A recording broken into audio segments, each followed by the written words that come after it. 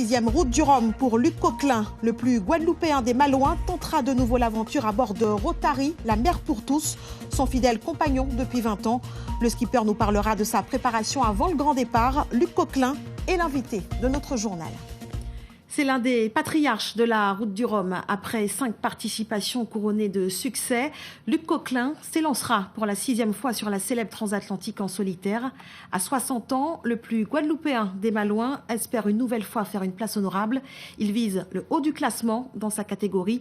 Un challenge d'autant plus honorable car l'homme et son bateau ne font plus qu'un depuis 1998. Eric Schimfling. 7 novembre 1998, veille du départ de la 6e route du Rhum. Dans le bassin de Saint-Malo, Luc Coquelin met l'ambiance lors du passage des Écluses. À 40 ans, ce Breton installé en Guadeloupe depuis 1980 se lance à l'assaut de l'Atlantique à bord d'un monocoque de 50 pieds baptisé Multicap Gamelin. Moi j'ai connu la course au large dans les années fin 70 et j'y suis rentré par la petite porte, c'est-à-dire qu'avec mes petits moyens, et c'est vrai que j'ai jamais couru avec d'énormes moyens. J'ai jamais fait partie d'un gros team. Mais c'est pas non plus ça n'a jamais été mon souhait. J'aime bien ce côté amateur éclairé. Le skipper et son bateau terminent 19e sur 27 concurrents classés. Un résultat honorable que ce skipper professionnel entend bien améliorer. 4 ans plus tard, le binôme est à nouveau inscrit. Et Luc débute sa préparation à Fort-de-France en Martinique où le bateau a été construit. C'est vrai que là ce matin il fallait faire attention à ce qu'on faisait. Et là, ça commence à devenir bon, quoi. Pour moi, c'est vraiment une préparation à long terme. Et là, on a fait un gros travail sur la quille, c'est-à-dire qu'on a vérifié toute la structure de la quille. Après, il y a toute la finition, c'est-à-dire les enduits de finition pour qu'elle soit vraiment lisse, qu'elle soit vraiment une forme parfaite. Mais là, pour l'instant, on n'en est pas là. Ça sera fait cet été. Mais là, on a bien vérifié que structurellement, elle était saine et que je peux repartir sur le Rhum avec un bateau en état. Cette année-là, Luc terminera 2e de sa catégorie.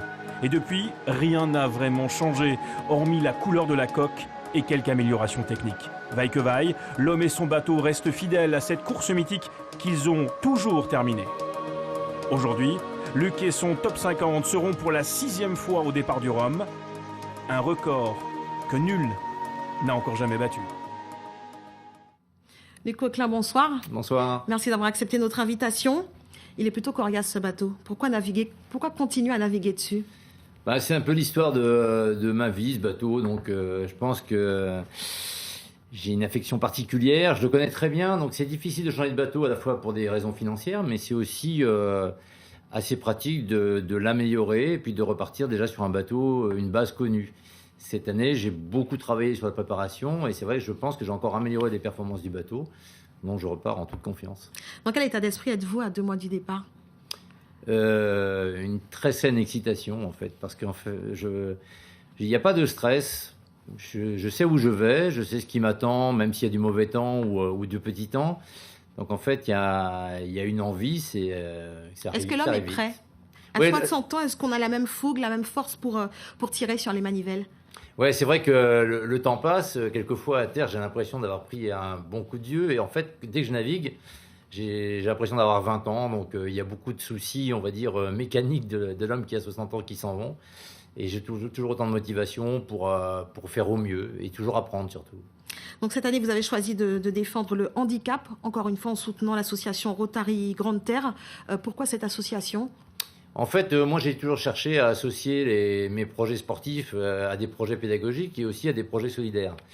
C'est vrai qu'au gré des rencontres, j'ai trouvé une équipe très performante au sein de l'action La Mer pour tous au Rotary Pointe des Châteaux. Et je me suis associé avec eux pour donner un coup de projecteur sur cette action. Et il y a beaucoup de choses qui ont déjà démarré, mais je pense qu'après la route du Rhum, on va un petit peu accélérer les choses de façon à faire des belles journées, comme on a vu tout à l'heure pour la fête du sport avec côté les mer. malentendants. Oui, c'est vrai que nous, on avait 2 bateaux de l'action qui étaient là-bas à Sainte-Anne aujourd'hui.